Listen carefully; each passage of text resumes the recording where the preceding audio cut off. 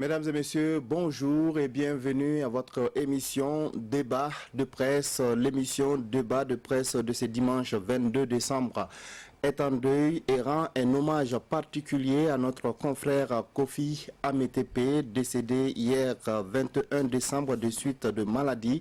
Journaliste et enseignant de philosophie à l'université Norbert Zongo de Koudougou, Kofi Ametepe a travaillé au journal Le Pays et au journal du Jeudi. Éditorialiste et analyste politique, il a participé sur ce même plateau à plusieurs numéros de l'émission Débat de presse au nom de la RTB et au nom de tous les confrères de la presse nationale dont les commentaires et les analyses nourrissent cette émission. Je présente mes condoléances les plus attristées à sa famille, à ses proches et au monde universitaire. De ta plume, tu as tracé les plus belles pages des canards pour lesquels tu as travaillé.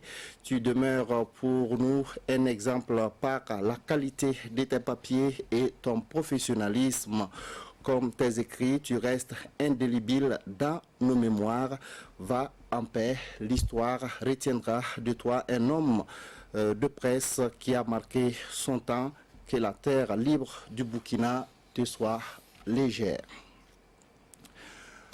Ceci dit, trois sujets sont au menu des débats de presse aujourd'hui. Il s'agit donc des débats autour de l'organisation des élections présidentielles et législatives de 2020. Nous parlerons également de la clôture de la deuxième session ordinaire de l'Assemblée nationale, notamment l'ajournement des lois, des projets de loi portant quota genre et sur le code électoral. Nous discuterons aussi de la mise en place des commissions d'enquête parlementaire sur les sociétés immobilières et sur les compagnies de téléphonie mobile. Enfin, en page internationale, nous évoquerons la visite d'État du président français Emmanuel Macron en Côte d'Ivoire. Alors, pour discuter de tous ces points de l'actualité nationale et internationale, je suis en compagnie de trois confrères de la presse nationale. Autour de moi, donc, Paul Miki Rwamba de Ouaga FM. Bonjour. Oui, bonjour Sagnon, bonjour à tous. Nous avons également avec nous Juvenal Sommet de InfoWakat.net. Bonjour. Xavier Belem-Niegré de la Radio Nationale est également avec nous. Bonjour. Bonjour Sagnon, bonjour aux téléspectateurs. Merci à tous d'avoir accepté notre invitation. On le croyait bouclé, mais le débat autour de l'organisation des élections de 2020 persiste et divise les acteurs politiques. Lors d'une rencontre avec les forces vives de la région du centre-ouest, le président de l'Assemblée nationale a publiquement dit que si la situation sécuritaire n'évoluait pas positivement, il n'y aura pas d'élection en 2020. Il a été contredit quelques jours plus tard par Clément Savadoro, donc un classique du MPP. Comment déjà vous analysez ces contradictions au sujet de l'organisation des élections au sein du parti présidentiel? Paul Miki. Oui, merci beaucoup M. Sagnon. Je voudrais avant de commencer à votre suite, en tout cas, souhaiter présenter ma condoléance à la famille de notre confrère qui est parti hier et que la paix lui soit légère. Alors, ceci dit, pour revenir justement à votre sujet, je pense bien que, en principe, c'est un débat parlant justement de la tenue ou non de ces élections qui ne devrait pas avoir lieu. On ne peut pas arguer du fait qu'il y a l'insécurité au Burkina pour discuter autour de la tenue ou non des élections au Burkina. Alors, on était étonné à un moment donné lorsqu'on a entendu certains classiques de l'opposition qui accusaient à l'époque le régime du MPP de velléité de non-tenue de ces élections, arguant de la question de l'insécurité. C'est vrai que cela avait déjà été dit d'ailleurs par le président du CDP, Edi Kombego, à l'occasion d'une conférence de presse. Sa déclaration a été battue en prêche par l'APMP, la majorité présidentielle notamment, à travers le président par intérim du MPP, Simon Compaoré, à travers également Clément Savadoro, et qui ont dit que jamais il n'était question de report ou de la non-tenue de ces élections par le fait de l'insécurité. Donc c'est pour cela qu'on a été étonné, en tout cas moi personnellement j'ai été étonné d'entendre justement cette déclaration venant du président de l'Assemblée nationale. Dans un premier temps, j'ai pas voulu croire à ces propos parce que simplement, et je me suis même entretenu avec notre collègue qui était de la mission de Koudougou, qui a dit aucunement Bala Sagandé n'avait parlé justement de non-tenue des élections. Après on s'est rendu compte que c'était plutôt dans la version amorée et lorsqu'il était donc aux forces vives de la région du centre-ouest qu'il aurait tenu de tels propos. Alors à ce niveau, moi ça me pose un certain nombre de problèmes parce que d'abord, il y a un problème de coordination de la communication au niveau de la majorité parce qu'on a entendu les premiers qui ont dit que jamais on ne peut parler de report de ces élections et de l'autre côté, on a un autre classique du MPP, le parti au pouvoir, qui plus est le président de l'Assemblée nationale, qui dit le contraire. Donc, il y a déjà un problème de conformité de la communication avec le sein donc, du MPP. Deuxièmement, comme je le disais au début, pour moi, ce n'est pas un débat qui doit avoir lieu parce que simplement, tant que nous avons une république qui fonctionne, tant que nous avons des institutions qui marchent, les élections doivent avoir lieu. Parce qu'en réalité, ces élections, la non-tenue de ces élections, ne peut être envisagé par le fait de l'insécurité. Ce qu'il convient de faire aujourd'hui au Burkina, c'est de combattre efficacement ce terrorisme-là, question de permettre aux uns aux autres d'aller aux urnes. On a vu des pays. Est-ce que là, le président peut-être de l'Assemblée nationale n'est pas beaucoup plus pragmatique quand on regarde la réalité, parce que ces deux élections donc cumulées, pour la présidentielle, peut-être qu'il n'y a pas de problème, parce que c'est une élection générale, mais pour les législatives, alors la circonscription électorale, c'est la province. Oui. Alors, il y a certaines provinces aujourd'hui qui sont pratiquement inaccessibles. Comment battre campagne dans ces conditions? Alors là, c'est une très bonne question. En ce moment, je pense que, et c'est là que j'allais en venir, le débat devrait se porter sur comment on organise ces élections dans les zones à risque. Comment est-ce que l'on peut battre campagne dans les zones où il y a eu des personnes déplacées, ou comment est-ce que l'on peut déployer le personnel électoral et les urnes dans ces zones-là. C'est là, cette question. En ce moment, c'est différent parce que dire qu'il n'y a pas d'élection, c'est différent de dire qu'on est un peu inquiété sur comment on l'organise. On peut prendre l'exemple sur le recensement général de la population de l'habitation qui s'est bouclé il y a quelques jours, en tout cas pour la première phase, dans pratiquement beaucoup de régions du Burkina. Mais vous savez certainement qu'il y a 9 communes où les agents recenseurs ont décrété ne pas pouvoir y rendre parce que simplement ils ont été dissuadés, même par les autorités, les hauts commissaires et autres de ces localités, parce que c'était des zones à risque. Je pense qu'on peut organiser, on peut en faire pareil pour les élections, tenir les élections, mais lorsqu'il y a donc des zones à risque, on peut imaginer quel scénario on fait. Si c'est possible d'organiser autrement, on le fera. Si ce n'est pas possible également, on tiendra compte maintenant. Voilà. C'est le report ou l'annulation qui me pose problème. Partagé autour de la table. Oui, Juvenal. Oui, merci Sano. À votre suite et à la suite de Mickey également, je voudrais saluer la mémoire de notre confrère Kofi, comme on l'appelait également, avec qui j'ai travaillé pendant 7 ans au Journal du Jeudi, un journaliste très expérimenté, qui savait animer aussi le groupe, qui savait aussi encourager les uns et les autres, et comme vous l'avez dit, c'est une grande perte pour le monde du journalisme, et à sa famille, nous présentons nos sincères condoléances. Pour revenir à votre question, je dirais qu'on peut voir la chose de deux façons. D'abord, du point de vue de la forme n'y est pas du tout. Comme Mickey le rappelait, moi comme bien d'autres, nous avons douté d'abord au début de savoir véritablement est-ce que c'est vrai que ces propos ont été tenus. On a même revisité la bande pour savoir finalement, parce que ça semblait tellement surréaliste, hors de portée, qu'on n'arrivait pas à comprendre que, évidemment, dans la logique même de la séparation des pouvoirs entre l'exécutif, le législatif et le judiciaire, que le président de l'Assemblée nationale, quand bien même il fait partie de la majorité présidentielle, s'invite évidemment dans un débat électoral avec autant de légèreté. Mais ça, on peut le comprendre parce qu'il est politique, il est élu d'un parti politique et l'organisation des élections, il est directement concerné. Raison de plus pour aborder la question avec beaucoup de tact, parce que ce qu'il a dit, c'est très dangereux. D'abord parce qu'il y a un ministère régalien qui s'occupe évidemment des questions électorales. Nous avons une commission électorale, nous avons une classe politique qui aujourd'hui est en train finalement de chercher la bonne manière pour nous aller vers ces élections. Ce n'était pas le moment parce que, tel qu'il le dit, comme je l'ai dit, du point de vue de la forme n'y est pas du tout. Parce que, tel que c'est dit, et de la manière dont c'est présenté, c'est très dangereux parce que ça peut nous amener évidemment vers des situations incontrôlées ou incontrôlables quand on sait qu'en Afrique, finalement, l'avant-élection même est toujours problématique, l'élection elle-même est toujours difficile et l'après-élection. Donc de la part d'un président de l'Assemblée nationale, je pense personnellement qu'il n'aurait pas dû tenir ses propos tels qu'il les a tenus parce qu'aujourd'hui, lui-même sa propre majorité aujourd'hui ne manifestement ne s'entend pas sur évidemment ses propos, alors comment aujourd'hui la majorité elle-même peut évidemment tenir un discours aussi contradictoire? Du point de vue du fond, moi je l'ai toujours dit aujourd'hui, le débat c'est est-ce qu'aujourd'hui, sans élection, le pays se porterait-il mieux que ou avec une élection mal organisée?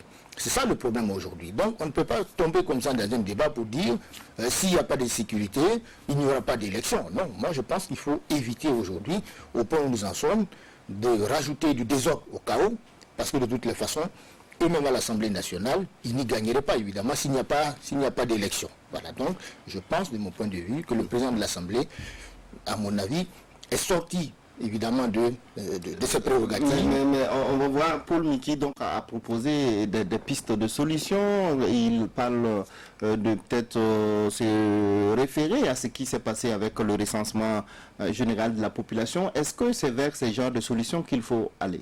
Ce recensement général, l'actuel, vous voulez? L'actuel, oui. Ce recensement catastrophique qui se passe dans des conditions... Est-ce qu'on ne risque pas de faire des élections catastrophiques également? Oui, mais moi j'ai posé la question, est-ce qu'aujourd'hui, une élection mal organisée ou pas bien organisée vaudrait-elle mieux que pas d'élection du tout? Il faut répondre à la question. C'est ça le problème. Moi, personnellement, je dis qu'aujourd'hui, il faut choisir évidemment, entre deux mots, comme on le dit, il faut choisir le moindre mal, évidemment. Si on estime qu'aujourd'hui, ne pas organiser des élections, ça va apporter plus de sérénité au pays, ben allons-y. Mais moi, personnellement, en tant que démocrate, j'estime qu'aujourd'hui, le débat d'un président de l'Assemblée nationale n'est pas de nous dire, en tant que démocrate, que s'il n'y a pas de sécurité, il n'y aura pas d'élection. C'est eux qui ont la gestion du pouvoir d'État. Et qu'est-ce qu'ils font pour amener la sécurité pour qu'il y ait l'élection? Donc, ils posent mal le problème aujourd'hui, si bien que à la fois de la majorité, il se comporte finalement comme quelqu'un de l'opposition, dont on ne comprend pas véritablement quelle est la logique. Oui, il est de la majorité, c'est vrai, mais vous l'avez dit, il n'est pas de l'exécutif, donc pas de pouvoir de décision sur le terrain. Oui, mais les pouvoirs, comme je dis, les pouvoirs sont bien séparés. La preuve, c'est qu'il embarrasse, évidemment, l'exécutif, puisqu'il y a un ministère qui est chargé d'organiser des élections, qui, à ce que je comprends, n'a pas été mis au parfum, évidemment, de cette information selon laquelle il n'y aurait pas d'élection si la situation sécuritaire, évidemment, perdure. J'ai écouté le ministre de l'administration il y a quelques jours, il ne m'a pas semblé qu'il n'était pas sur la même longueur d'onde que le président de l'Assemblée. Moi, ce qui m'intéresse, c'est que la majorité tienne un discours cohérent. On ne peut pas d'un côté menacer que s'il n'y a pas de sécurité, il n'y aura pas d'élection. Et d'un côté, on entend dire qu'il n'a jamais été question, finalement, de ne pas organiser des élections. Donc, finalement... Il y a peut-être un flou autour donc, de l'organisation de ces élections. Xavier, qu'en pensez-vous? Alors, merci Sayon. Bon, ce ne serait pas trop de rendre aussi hommage à la suite de mes confrères, à notre devancier, notre grand frère. On va souhaiter tout simplement que son expérience puisse inspirer les jeunes générations. Alors, de mon point de vue, cette sortie médiatique du président de l'Assemblée nationale traduit un peu, il a voulu être un peu en phase avec une certaine opinion.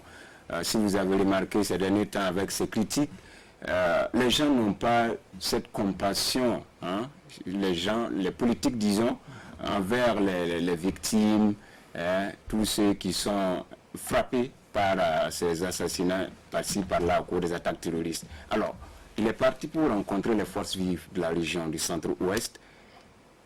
Certainement, vous l'avez dit, ça a été en langue nationale, je ne sais pas si c'est exactement le cas, mais si ça a été en langue nationale, certainement qu'on lui a posé la question. Et lorsque vous faites face à des populations qui n'ont pas la même appréhension, qui ne sont pas dans les arcanes du pouvoir, bon, vous ne pouvez que vous les expliquer par rapport à ce que vous entendez. Si cette déclaration avait été faite solennellement à l'hémicycle, lors de son discours par exemple, on pouvait dire beaucoup de choses. Il est allé rencontrer les forces de la région du centre-ouest. Il n'est pas revenu parce que c'est sorti dans la presse. Il y a même eu une réaction officielle de Clément Savadoro. Le président tête de l'Assemblée nationale n'est pas revenu sur ses propos pour se faire mieux comprendre. Ah oui, mais justement, parce que la réalité aussi est là. Il a bien dit, si la situation sécuritaire ne reculait pas, c'est-à-dire si la situation s'empirait, pour dire que si nous sommes dans cette logique, il va certainement falloir revoir certaines choses. C'est vrai que, bon, tel que dit par le président de l'Assemblée nationale, ça porte quand même un peu polémique. Mais c'est un politique, de mon point de vue, qui allait voir des électeurs entre griffes. Voilà, il a échangé avec eux et certainement la question lui a été posée et il a répondu sur le tac. Si ça avait été dit, de mon point de vue, à l'hémicycle, il avait fait une annonce solennelle, là, il y allait avoir beaucoup de choses à dire parce qu'il aurait contredit peut-être le pouvoir exécutif. Qu'est-ce que vous voulez dire que parce que ça a été dit lors d'une rencontre avec des forces vives, ça n'a pas le même poids que... De mon point de vue, ça n'a pas le même poids que si cette annonce avait été faite à l'hémicycle ou lors d'une conférence de presse où il venait annoncer solennellement, en tout cas au regard de la situation que nous vivons, si les choses n'avancent pas, nous allons reporter les élections. D'accord. Est-ce que, Paul Miki, vous partagez l'avis de votre confrère? Je partage en partie son avis parce que ça peut ne pas avoir les mêmes teneurs au regard justement du lieu où la rencontre a été tenue. Il faut rappeler déjà que c'était une rencontre où le président de l'Assemblée nationale, qui faut-il le rappeler, est un homme politique qui était face à un public. Donc peut-être dans l'euphorie, il a dû le dire. Mais moi, je me suis étonné, comme vous l'avez dit, du fait qu'il n'y ait pas eu de démenti après. Parce que quand on a entendu cela, bon, je m'attendais à un démenti, ou du moins je m'attendais en tout cas à une certaine mise au point pour dire que ce n'est pas le cas, mais on a fouillé un peu partout. Il n'y a pas eu de retour côté Assemblée nationale, ni même venant de l'homme lui-même. Maintenant, il faut peut-être rappeler que Bala Sakandé, comme je l'ai dit, est un homme politique. Maintenant, le problème que ça pose, c'est que lui, il appartient à la majorité. Il faut rappeler que c'est un élu du MPP, donc le parti au pouvoir. Le parti étant au pouvoir est un peu disqualifié pour parler de non-tenue d'élection, parce que le retour que ça peut donner à l'opinion, c'est que ça ressemble beaucoup plus à une velléité de se maintenir au pouvoir à la fin du mandat constitutionnel de l'actuel régime qui finit donc en 2020. Si c'était des propos qui étaient venus d'autres partis politiques de l'opposition ou des partis non au pouvoir, on pourrait mieux comprendre cela. Donc ça pose un problème politique à mon avis et je pense que c'est là qu'il y a un peu de débat. En tout cas, par rapport au démenti, je ne vois pas l'opportunité de démentir quoi que ce soit. Il a bien dit, c'est clair, si la situation s'empire, oui, il va démentir quoi? En fait, pas une démentir, je voulais peut-être une mise au point. C'est pourquoi j'ai repris pour dire peut-être une mise au point, mais je n'ai pas dit qu'il devait le faire. Si c'est effectivement ce qui a été rapporté, parce qu'au lendemain, ça fait la une des journaux, on était un peu étonnés. Il y a eu des débats dans certains milieux de la presse où les uns ont dit il a dit, d'autres ont dit il n'a pas dit, mais après on s'est rendu compte que c'était plutôt la version amoureux. Donc c'est pour cela que je pensais que s'il ne l'avait pas dit, il y aurait peut-être eu cette mise au point, mais ce n'était pas nécessaire de le faire. Donc il maintient apparemment cette position et je pense bien que ça contribue malheureusement à enfler la polémique au sein même de son propre parti parce qu'il y a cela. Mais il faut comprendre également que Bala Sakandé, pour qui le connaît, a une certaine indépendance, si vous voulez, vis-à-vis de son parti. Ce n'est pas la première fois qu'il tient des discours qui sont un peu en porte-à-faux avec ce que dit l'exécutif. Rappelez-vous ce qu'il avait fait justement à Manga l'année dernière, en décembre 2018, à l'occasion du 11 décembre. Il a eu beaucoup d'autres discours comme ça où il semble donc prendre position pour l'opinion publique, quelquefois au détriment de son propre parti ou du moins de l'exécutif. Oui, moi je voudrais réagir. L'apprentissage le président de l'Assemblée nationale est difficile parce que c'est même périlleux, parce que ce n'est pas la première fois que le président de l'Assemblée nous habitue évidemment à des bourdes, parce que pour moi c'est une bourde, qui aurait dû appeler, contrairement à ce que vous dites, qui aurait dû appeler un démenti. Parce que c'est des propos qui sont attribués à un homme politique, qui plus est le président de l'Assemblée nationale. Si c'est vrai, il a un service de communication, donc on ne peut pas laisser comme ça la communication aller en vrille au motif que c'est des propos qui ont été tenus, non pas dans un cadre officiel. Non, je suis désolé, c'est des propos qui ont été tenus, oui ou non. S'ils n'ont pas été tenus, son équipe de communication ou lui-même ont l'obligation évidemment de rectifier le tir parce que ça pose un problème. Parce que les propos tenus, évidemment, peuvent nous entraîner dans une situation qui peut être incontrôlable. Voilà pourquoi. Justement, des gens se demandent également si ça n'a pas été fait à dessein. Est-ce que ce n'est pas de façon volontaire que le président de l'Assemblée nationale a dit ça? Mais oui, justement, voilà pourquoi j'ai dit si c'est fait à dessein, c'est même très dangereux parce qu'un homme public, on a l'habitude de dire en communication que tout ce qui est improvisé est préparé. Un homme politique, évidemment, ne s'improvise pas comme ça, on ne sort pas comme ça des formules comme ça à l'emporte-pièce parce que, évidemment, dans d'autres circonstances, nous sommes au Burkina, il y a d'autres pays, je ne les citerai pas, mais où une phrase à elle seule peut entraîner évidemment un chaos indescriptible. Donc, il faut être sérieux dans ce qu'on dit, il faut être sérieux dans la communication. Ce n'est pas pour rien qu'il y a un cabinet, ce n'est pas pour rien qu'il y a des équipes de communication. Donc, on ne peut pas nous entraîner comme ça dans un débat de petites phrases qui rabaisse en fait la parole publique et rabaisse l'autorité évidemment de l'État, parce qu'on parle toujours d'autorité de l'État. Ben voilà un exemple qui montre qu'en réalité, nos autorités elles-mêmes, en réalité, sont à la base, finalement, de l'effritement, même de la crédibilité qu'on leur attribue, parce que, bien souvent, on dit des choses, mais on ne peut-être rectifie que pas. c'est un peu normal aussi, c'est des hommes politiques, peut-être que même étant d'un même parti, à l'intérieur, peut-être qu'ils n'ont pas les mêmes positions, les mêmes points de vue sur des sujets d'intérêt national. Bon, C'est ce qui possible. n'est pas mauvais en soi, je pense que c'est tout à fait normal et je pense que c'est même ce qui fait la particularité de l'actuel parti au pouvoir. Au niveau du MPP, on a quelquefois des voix discordantes comme ça qui sortent, on était tous témoins de cela. Ça contraste un peu avec ce à quoi on était habitué lorsque le CDP était au pouvoir, où il y avait pratiquement la parole unique ou la pensée unique. Donc ce n'est pas mauvais en soi, ça montre un peu une certaine démocratie à l'intérieur du parti. D'accord, alors on va aller un peu plus vite. L'opposition, en tout cas, a saisi cette balle au rebond. Alors, on a vu le CFOP qui a fait une sortie, en tout cas au cours de laquelle le CFOP accuse finalement le parti au pouvoir de vouloir s'éterniser au pouvoir. Selon le CFOP, en tout cas, le MPP et ses alliés cherchent par tous les moyens à éviter les élections en 2020. Est-ce qu'on peut analyser cette situation de cette façon? Oui, je pense bien que le CFOP a raison. C'est pour ça que je disais que ces propos ne doivent pas sortir de la bouche de quelqu'un qui est du parti au pouvoir. Pas forcément de l'exécutif, mais du parti au pouvoir, parce que c'est eux qui sont aux affaires. Quand de tels propos sont tenus, on ne peut pas ne pas y voir des velléités de se maintenir au pouvoir. Donc l'opposition a saisi cette balle au rebond. D'ailleurs, avant que ces propos ne soient effectivement tenus, l'opposition, à l'occasion d'une de ses conférences de presse, je le rappelle, avait déjà eu ses suspicions, c'était des suspicions à l'époque, maintenant c'était confirmé, si vous voulez, par ces propos du président de l'Assemblée nationale. Donc l'opposition a raison aujourd'hui de s'inquiéter, et c'est tout à fait juste, et on constate effectivement que s'il n'y a pas d'élection en 2020... Elle va jusqu'à dire que le parti au pouvoir donc soutient ou organise des OSC pour distiller en tout cas cette idée dans l'opinion nationale. Oui, bon, ça c'est pas une pratique nouvelle, mais là encore faut-il apporter les preuves, on n'en sait pas trop, peut-être que l'opposition dans le secret de Dieu, ou que certains membres de l'opposition ont été contactés aussi pour faire ce travail, on n'en sait rien. Mais tout est possible dans ce pays, on sait que tout est possible, on ne dit pas. Mais ce qui est important, c'est comme je le disais tantôt, je voudrais insister là-dessus, on peut comprendre une partie des propos du président de l'Assemblée nationale, Bala Sakane, parce que la situation sécuritaire va impacter forcément sur le processus électoral. On a même entendu le président de la Commission électorale nationale, lorsqu'il a voulu mettre en place les démembrements, il a commencé par la région du Nord, où la symbolique était forte pour dire, bon, malgré l'insécurité, il faut qu'on aille au sud. Il ne faut pas obtenir un report ou une annulation des élections de 2020 par la faute de l'insécurité. Ce sera donc donné, si vous voulez, une forme de prime aux terroristes, et ça peut être l'un de leurs objectifs parce qu'ils voudraient justement que ces élections soient un échec. Donc c'est pour ça que j'ai dit le débat ne doit pas se tenir donc sur la tenue ou non de ces élections, mais plutôt sur comment on organise de façon spécifique les élections dans les zones à risque. Voilà, c'est pour ça que j'ai pris l'exemple du recensement général de la population. Ce n'est pas pour dire que c'était un bon recensement, je ne suis pas dans ce débat, mais au moins on a vu, les gens se sont déployés, à un moment donné ils se sont arrêtés, ils ont dit environ 45 communes, on ne peut pas les couvrir entièrement.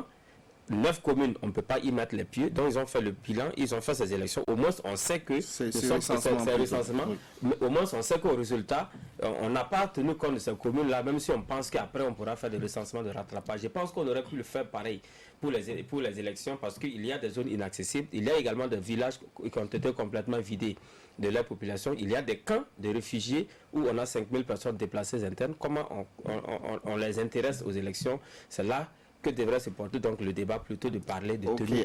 Alors l'opposition, surtout dans une localité comme Koudougou, qui est relativement calme, je pense bien que le discours aurait mieux porté dans le Sahel qu'à Koudougou, dans le centre-ouest, où le terrorisme n'est pas d'actualité. Alors l'opposition qui renchérit toujours en disant que dans tous les pays du monde, en tout cas qui sont dans la même situation, les échéances électorales se sont tenues.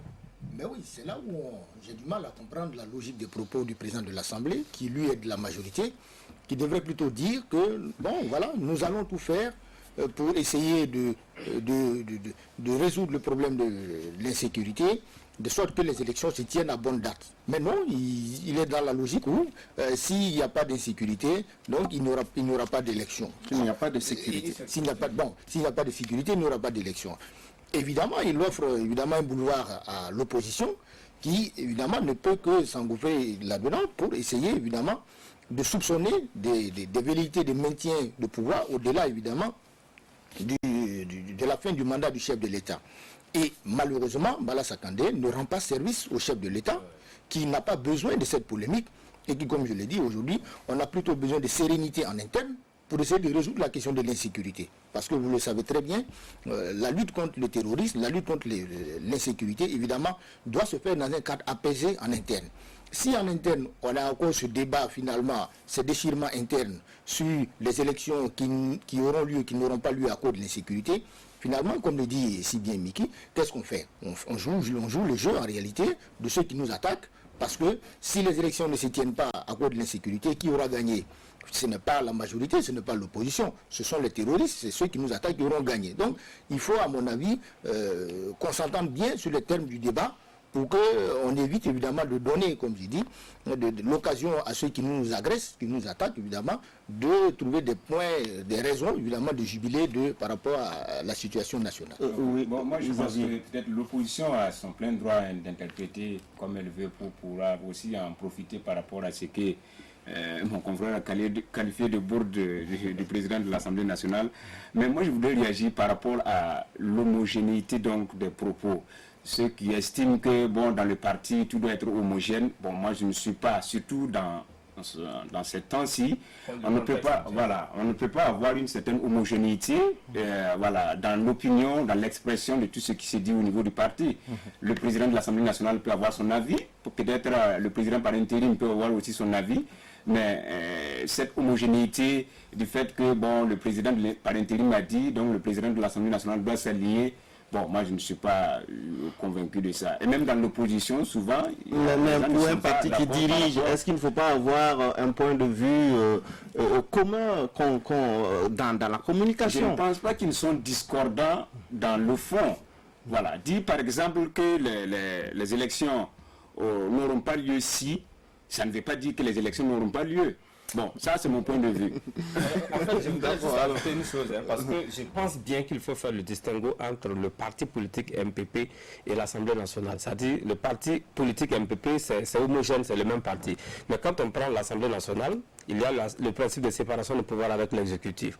Il est important de rappeler que lorsqu'il se rendait à Koudougou pour rencontrer les forces vives de la région du Centre-Ouest, Bala Sakandé, président de l'Assemblée nationale, a insisté sur le fait que c'était une mission de l'Assemblée. Oui. Il a même pris l'exemple du fait que dans sa délégation, il y avait des députés de la majorité et de l'opposition. Donc, de ce point de vue, il faut voir l'Assemblée nationale qui s'adresse aux forces vives de la région du Centre-Ouest. Donc, il faut couper peut-être le cordon ombilical avec le MPP. Même donc, si on peut comprendre. Maintenant, c'est là, il faut le reconnaître, c'est difficile. Chef du Parlement burkinabé, oui, je sais. On le prend comme étant le chef du Parlement du Burkina, ou on le prend comme étant un cacique du MPP, le parti au pouvoir. Mais je pense que l'amalgame est vite faite. C'est là d'autant plus que le CFOP a saisi l'occasion pour faire sa déclaration à l'issue d'une réunion tenue le 17 décembre. Et lorsque le CFOP écrivait sa déclaration, il a considéré bien évidemment que Bala Sekandé venait donc du MPP, que c'était des propos qui venaient donc du parti au pouvoir, parce que l'opposition n'est pas sans ignorer que certains de ses députés étaient de la délégation de Koudougou. Donc c'est pour dire qu'ils n'étaient pas tous partants pour ces propos. On va rester à l'Assemblée nationale pour parler donc de la clôture des travaux de la deuxième session ordinaire de l'année 2019, une session consacrée à l'examen et au vote du budget de l'État gestion 2020. 6 projets de loi ont été examinés et adoptés au cours de cette session, mais ce qui retient notre attention, ce sont ces 2 projets de loi qui ont été ajournés. Il s'agit du projet de loi sur le quota genre et du projet de loi sur le code électoral. Donc c'est faute de consensus au regard de l'importance et du caractère sensible de ces 2 sujets que l'examen et le vote de ces projets de loi ont été remis pour plus tard. C'est ce qu'en tout cas le président de l'Assemblée nationale a expliqué lors de son discours de fin de cette session. Alors déjà, est-ce que quand on regarde la nature de ces 2 projets de loi, est-ce que les arguments qui ont été avancés vous convainquent? Sommet. Est-ce que les arguments ont été avancés sont convaincants? Je pense que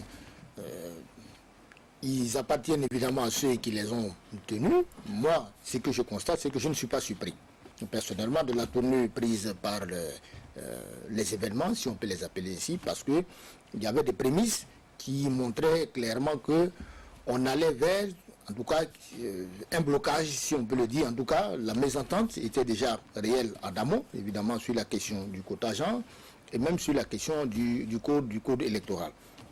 Ce sont des questions qui ont crispé, évidemment, l'opinion et même les forces politiques et sociales même du pays.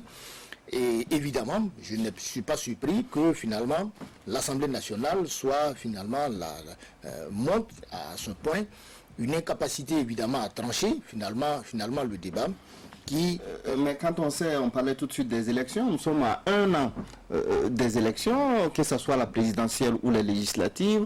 Alors les Burkinabés de l'extérieur doivent voter, le code électoral a déjà été revu, la classe politique avait décidé de revoir. Alors à 1 an, à quand finalement ces réformes, en tout cas, ou le consensus autour de ce projet de loi? Oui, c'est toute la question finalement du professionnalisme d'une classe politique que nous avons, qui aujourd'hui, parfois, peine, à mon avis, à mettre en avant l'intérêt général. Et finalement, voilà pourquoi nous disions qu'il fallait plutôt se concentrer sur des questions finalement de plus grande importance que finalement d'aller vers des débats qui nous entraînent sur d'autres préoccupations qui en rajoutent évidemment à la polémique. Donc pour moi, c'est tout à fait regrettable, comme vous le dites, qu'à une année, finalement, on va dire à moins d'une année de l'élection présidentielle, finalement, on ne soit pas capable, que nos élus ne soient pas capables de trancher ce débat, et qu'ils ne soient pas capables, évidemment, de s'entendre sur la question du quota genre, qui dénote, moi, comme je l'ai dit, en réalité, d'une classe politique qui ne met pas suffisamment en avant l'intérêt général, qui manque de professionnalisme, et où les débats finalement parfois tiennent à des querelles de chapelle, où finalement on s'accroche à, je dirais, des intérêts partisans, plutôt qu'à un moment donné de faire éclore finalement l'intérêt général qui n'est pas la somme des intérêts individuels et particuliers. Malheureusement, l'Assemblée nationale nous montre encore une fois que sur ces questions, on n'a pas beaucoup évolué. Oui, Xavier. Oui, bon, moi je pense que l'ombre de l'insécurité a joué un rôle dans cette situation. Vous savez, ils ont reporté le projet de loi sur le code électoral. De mon point de vue, il n'y a pas eu de préparation en tant que tel. Et lorsque vous amenez le projet de loi avec cette ambiance, vous savez, le président de l'Assemblée nationale ne l'a pas dit pour revenir un peu par rapport aux élections à reporter là. Il ne l'a pas dit pour rien. Les gens vont encore faire des querelles au sein de l'hémicycle pour les élections de 2020. Certainement, vous avez vu, si vous vous rappelez, la dernière révision, en tout cas l'opposition avait claqué la porte, estimant que, bon, en tout cas, il y a une majorité de Burkinabés qui n'allaient pas prendre part à ce vote. Donc, pour dire que si on rentre encore dans cette ambiance surchauffée, voilà, les partis politiques qui se battent par rapport aux élections à venir, bon, alors que beaucoup sont en deuil, bon, moi je pense que c'est cette ambiance qui a prévalu un peu le c'est ce code électoral qui doit servir pour les élections de 2020. Alors, c'est des élections qui consacrent pour la première fois le vote des Burkinabés de l'étranger. S'il n'y a pas d'accord ou de consensus, en tout cas, sur la clause de cette loi, est-ce que, justement, on peut aller à des élections apaisées? Justement, c'est peut-être ce que je mets aussi de l'impréparation. Je me dis que les politiques n'ont pas affiné un peu les choses à temps. Et comme nous sommes dans une psychose, les gens ont voulu plus ou moins reporter simplement les choses. Sur le deuxième projet de loi par rapport au quota genre, là aussi, de mon point de vue, en tout cas, je pense que les politiques ne sont pas prêts à accepter ça. C'est tout simplement, c'est ce qui justifie un peu ce report. Parce qu'on a expérimenté avec une précédente loi sur la liste électorale qui n'a pas eu des résultats escomptés. Et on revient à fois, de mon point de vue, on reprend la même chose.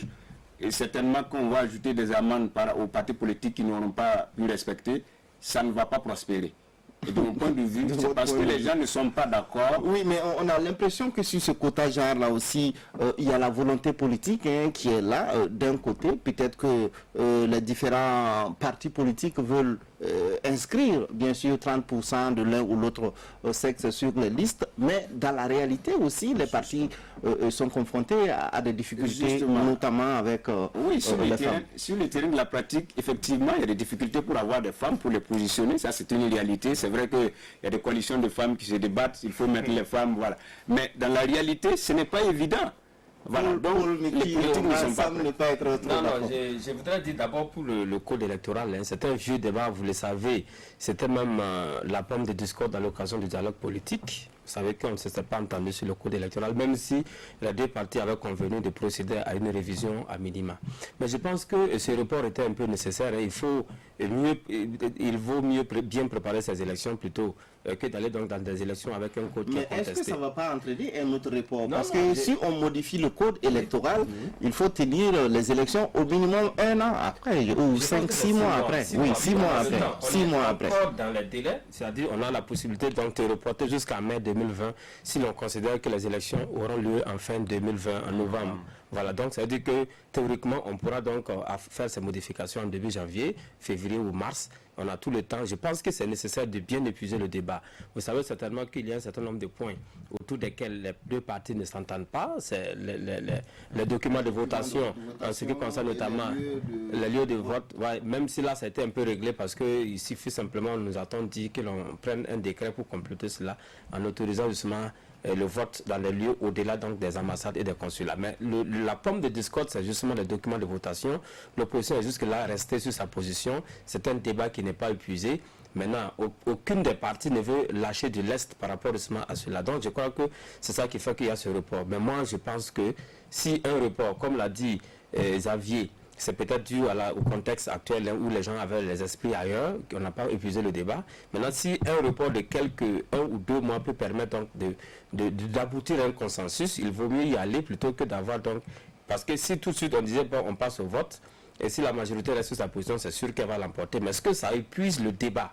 Parce que ça a été déjà une première expérience où on a voté la loi, la majorité l'a emporté, mais on a dit, bon, le débat juridique est clos, mais le débat politique n'est pas clos. Tant qu'un débat politique de cette nature n'est pas clos, et rappelez-vous que nous sommes en train de préparer des élections, et c'est comme ça, malheureusement, on fait le lit des crises post-électorales. Parce que si on fonce tête baissée, on va donc avoir des élections pour la diaspora, et peut-être les résultats de la diaspora pourront être contestés par l'une ou l'autre des partis. Donc, moi, je suis alors, sur ce point, Sommet parlait du manque de professionnalisme entre griffes des politiciens, de la classe politique. Sommet déjà, est-ce que vous partagez ce que Paul Miki vient de dire? Oui, je suis parfaitement d'accord avec Miki, c'est d'autant plus que, comme il le rappelait, les deux partis, ou si on peut l'exprimer, on peut le dire ici, avaient déjà en amont pris l'engagement finalement de résoudre la crise qui avait déjà prévalu en temps opportun.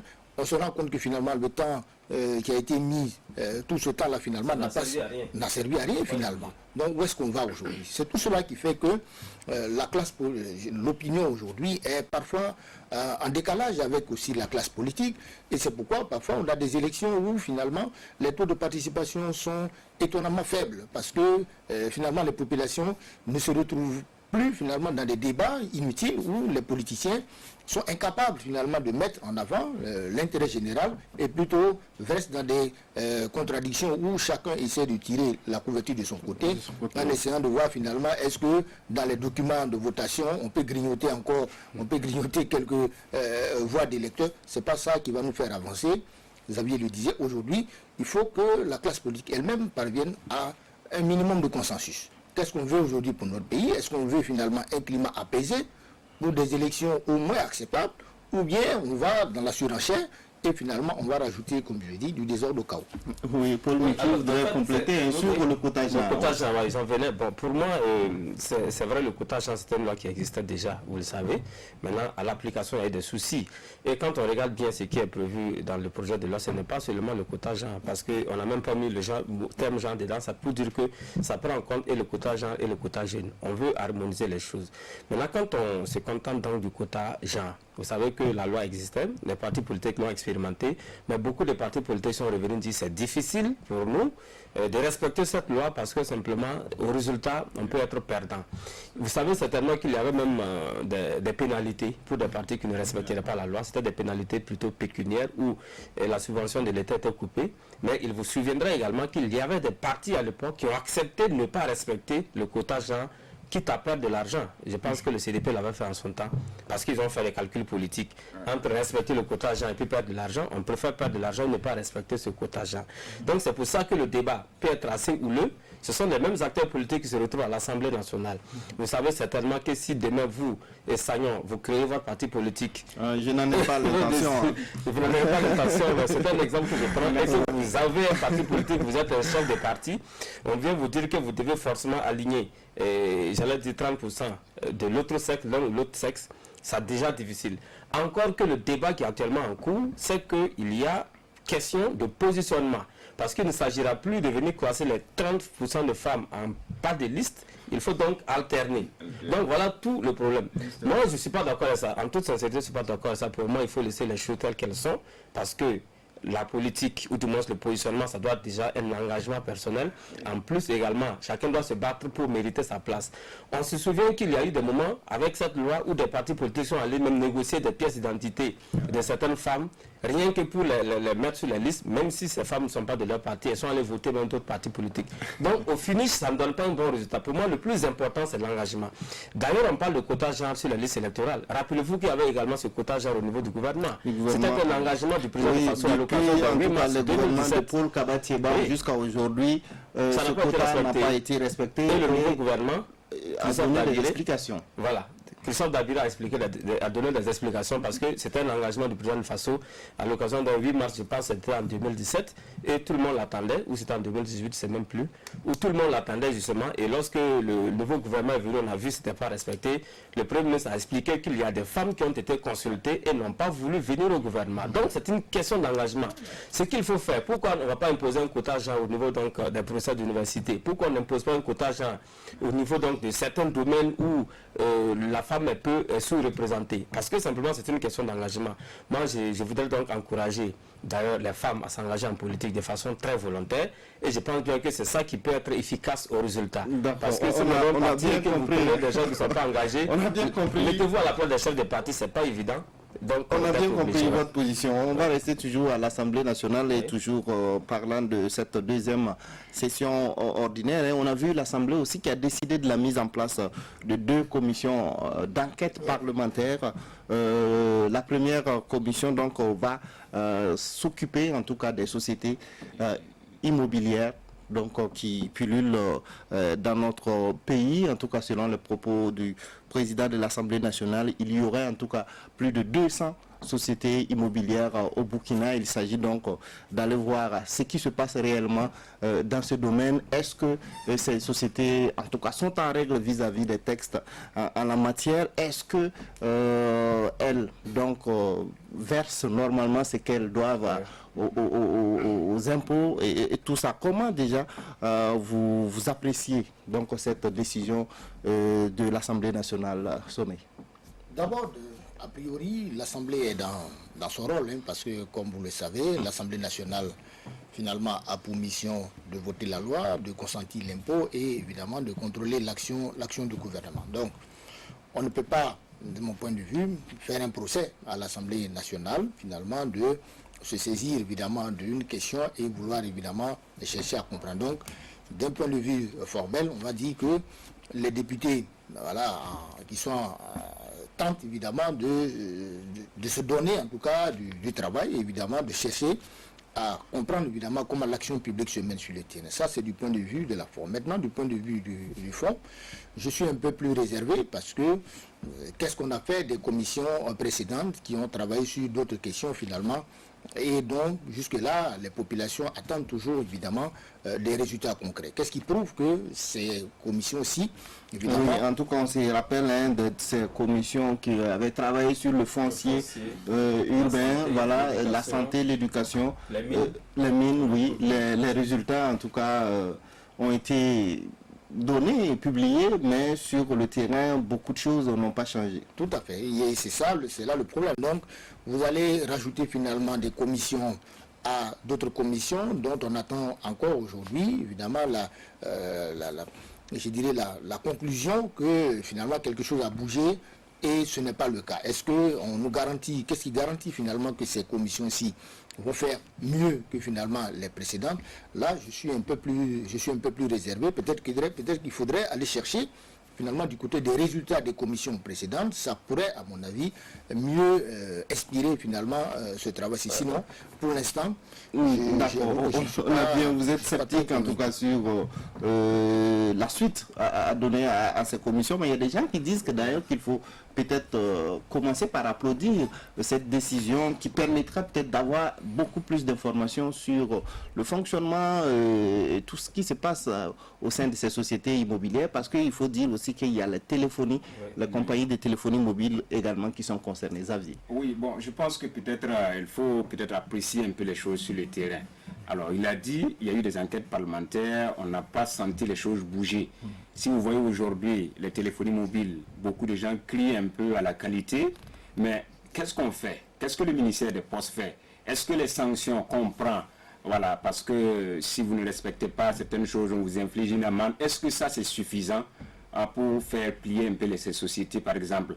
Je pense que selon ce que le président de l'Assemblée nationale a dit, c'est pour voir est-ce que par rapport au fisc, est-ce qu'il répond un peu aux normes. Bon, maintenant, si on trouve des insuffisances, honnêtement dit, qu'est-ce qu'on fait? Est-ce que l'État burkinabé est à même, voilà, de contraindre ces sociétés de téléphonie mobile, je ne sais pas, à réparer le tort qui court chaque jour aux citoyens burkinabés? C'est peut-être ça la réflexion. Je sais que les résultats seront certainement macabres, voilà, que ce soit au niveau du fonds et des sociétés immobilières ou des téléphonies mobiles, mais qu'est-ce qu'on fait? Je pense que c'est peut-être là la question. Est-ce que c'est la justice qui doit contraindre un peu à ces sociétés à résoudre un peu ce qui serait, en tout cas, ce qui va ressortir comme je ne sais pas, manquement au niveau de ces sociétés? Est-ce qu'il faut peut-être des actions citoyennes individuelles pour se faire réparer? Bon, vraiment, c'est peut-être ces questions qu'il faut déjà anticiper, et pour que bon, ça ne soit pas encore des rapports de plus, parce qu'on en a déjà vu. Oui, Paul Miki. Alors, je pense déjà que le sujet est suffisamment pertinent quand on parle des questions immobilières, parce que c'est le premier sujet de l'enquête parlementaire qui est en gestation. Parce que vous avez donné des chiffres en introduction, plus de 260 sociétés minières existent au Burkina, c'est ce qui reçoit donc des statistiques. Sociétés immobilières qui existent déjà au Burkina. Alors, ce que vous n'avez pas ajouté, c'est que parmi ces 260 et quelques, il n'y a qu'une trentaine qui sont déclarés au niveau des impôts, donc qui sont réguliers. Alors donc déjà, ça pose un problème. Et sur les autres, plus de 200 autres qui sont peut-être irréguliers. Donc ça, c'est un premier niveau. Le deuxième niveau, c'est que nous sommes dans un pays où la question foncière est une question très problématique. Il y a des gens qui ont commencé à le dire, et moi je suis d'accord avec eux, qu'après, quand nous aurons fini de régler la crise sécuritaire, on fera face à une crise plus importante peut-être. C'est la crise foncière qui est en train de s'imposer, parce que nous sommes dans une situation actuellement où on a suspendu les lotissements, même si ça a été un peu levé dans certaines localités. Quand on prend les deux grandes villes de Burkina, Bobo, Ouaga, les lotissements sont suspendus. À côté de cela, on a une prolifération de ces sociétés immobilières qui font la pluie et le beau temps, pour le moment, en tout cas, sans être inquiétés. Oui, beaucoup de gens trouvent déjà que c'est contradictoire. Pendant que les mairies ne peuvent pas lotir des terres, à côté, des sociétés immobilières viennent prendre ces mêmes terres, les lotissent pour vendre aux citoyens. C'est très important de le dire, parce que l'enquête parlementaire en gestation va concerner les sociétés immobilières. Mais il est important de rappeler qu'il y a une première enquête parlementaire sur le foncier. Et dans cette même enquête, les sociétés immobilières avaient déjà été indexées. On attend toujours la mise en œuvre des recommandations de cette première commission. Donc, pour rejoindre peut-être Juvenal, on a tout fait en matière d'enquête parlementaire, l'éducation, la santé, les mines, le foncier, les huileries, l'industrie, tout ça, ça a été touché par des enquêtes parlementaires. Mais il y a un sérieux problème au niveau donc du suivi des recommandations. Mais ce ne sera pas la faute aux députés, parce que eux, leur travail est bouclé. Il appartient à l'exécutif, au gouvernement de donner suite le gouvernement à ces enquêtes. Maintenant, voilà, il n'y a pas de suite. Après, on met en place des commissions ad hoc. Après, il n'y a pas de résultat. On avait dit que 105 000 parcelles devaient être retirées. Où est-ce qu'on nous en sommes? Et 2, 3 années, 4 années après, il n'en est rien. Maintenant, aujourd'hui, j'ai parlé tantôt de ces sociétés immobilières. Ça pose un certain nombre de problèmes. On dit il faut prendre, les gens s'en vont prendre les terres donc au niveau des propriétaires terriens. Et nous qui sommes en contact avec le public à travers les émissions interactives, tous les matins, par exemple, chez nous, il y a des gens qui appellent de la Bougriba et pour parler d'une société immobilière qui serait venue prendre leurs terres et jusqu'aujourd'hui, elle n'est plus revenue d'ailleurs pour leur donner leur argent. Maintenant, quand il y a ces cris de cœur, on a l'impression que l'exécutif fait la sourde oreille, l'Assemblée nationale fait la sourde oreille, les propriétaires terriens qui ont été spoliés n'ont que leur bouche pour crier, et finalement peut-être que ils vont jeter leur dévolu sur la justice qui va peut-être saisir le dossier, mais jusqu'à quand ça va être traité, on ne sait pas. Donc c'est pour ça que je suis d'accord avec le député qu'il va falloir donc voir clair dans ces sociétés immobilières, parce qu'elles sont nombreuses qui ne sont pas en règle, elles sont nombreuses également qui évoluent dans l'illégalité, et elles sont nombreuses également qui font dans la corruption, même celles qui arrivent à construire des maisons et qui les remettent à des acquérants ont encore des problèmes avec ces mêmes acquérants parce que les clauses ne sont toujours pas respectées. Voilà. Bon, on espère en tout cas que ces deux enquêtes permettront d'améliorer la qualité de la téléphonie mobile au Burkina et de régler toutes ces questions liées donc au foncier, notamment dans les deux grandes villes du Burkina. On est bousculé par le temps, on va parler donc de l'actualité internationale avec cette visite du président français Emmanuel Macron en Côte d'Ivoire, visite d'État de 48 heures dont l'un des objectifs est de réveillonner en avance un peu avec les soldats français basés à Abidjan et à Bouaké. Alors déjà, comment vous percevez cette visite de Macron en Côte d'Ivoire, Xavier? Bon, cette visite répond un peu, de mon point de vue, à une certaine opinion de la sous-région ouest africaine qui réclame un peu la fin de la France-Afrique, la fin du franc CFA, le départ un peu des forces armées françaises du Sahel. Macron est venu plus ou moins pour donner une bonne image de la France à cette population ouest africaine. Et si vous avez remarqué, il a fait une grande annonce, la fin du franc CFA. C'était de mon point de vue annoncé par le président ivoirien, oui. Oui, je pense que cette annonce, par exemple, devrait se faire au sommet de la CEDEAO, par exemple, ou de l'UEMOA. Je ne comprends pas pourquoi Alassane a attendu l'arrivée de Macron pour faire cette annonce. Pour moi, c'est la continuité, de mon point de vue, de la France-Afrique. Sinon, ça devrait se faire entre chefs d'État africains et lors d'un sommet de la CEDEAO ou de l'UEMOA. Voilà, donc Macron vient, il en profite. Bon, c'est comme s'il est venu se laver plus ou moins. Oui, mais c'était plus ou moins connu. C'est le départ, en tout cas,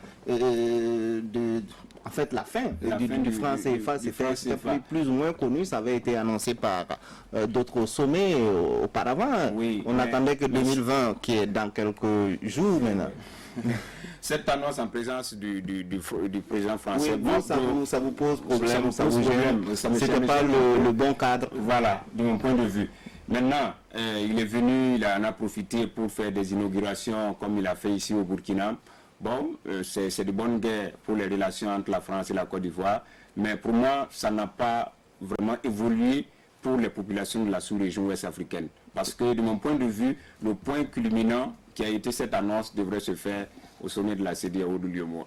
Oui, les chefs d'État, en tout cas de la CEDEAO, qui sont d'ailleurs réunis à Abuja pour un sommet sur le franc CFA. Oui, sommet. Je pense que d'abord, il est dans la tradition du président français de réveillonner, comme vous l'avez dit, avec une partie évidemment des soldats français qui sont en opération extérieure. Donc, de ce point de vue, je pense que le chef de l'État français, Emmanuel Macron, est aussi dans la logique aussi de la continuité, évidemment, de la gestion du mandat qui lui a été confié. On ne peut pas aussi, je pense, lui faire un procès dans la mesure où, en allant à Côte d'Ivoire, il va rencontrer un allié, ou du moins en tout cas la Côte d'Ivoire, dont on sait que c'est le point avancé finalement de l'UEMOA. Donc, en allant à Côte d'Ivoire, en renforçant évidemment la relation avec la Côte d'Ivoire, la France s'assure du même coup, je dirais, la pérennité évidemment de son influence au plan géopolitique et au plan sous-régional, en continuant évidemment de surfer sur les intérêts économiques, politiques et même stratégiques qu'elle a dans la sous-région. Donc, a priori, je pense que ce serait normalement une visite comme toutes les autres, mais Sauf qu'elle se déroule dans un contexte assez difficile, ou en tout cas assez tendu, quand on se réfère évidemment aux propos qui ont fait suite évidemment à la mort des 13 soldats français qui sont morts au Mali, et où le président français a finalement enjoint à ses pairs finalement de le rejoindre à Pau pour un sommet. Ça a donné lieu à des tiraillements entre finalement des opinions publiques manifestement divergentes. Donc ça a créé évidemment une atmosphère dont le chef de l'État français, de mon point de vue, se devait d'apporter à un moment donné aussi une dose évidemment de souplesse, évidemment parce qu'il a mis mal à l'aise évidemment certains de les 5 chefs d'État de la sous-région, notamment ceux du G5 Sahel. Donc c'est une visite qui, dans le fond, évidemment, est porteuse de symboles, y compris celui que Xavier a souligné tout à l'heure. Cette annonce sur laquelle on peut évidemment discuter, l'annonce évidemment du passage du franc CFA à l'ECO. Oui, on peut dire que c'est une visite aussi qui a une connotation, on va dire, sécuritaire, parce que de la Côte d'Ivoire, le président Macron a annoncé que la force Barkhane en opération donc avait neutralisé 33 terroristes dans le Sahel.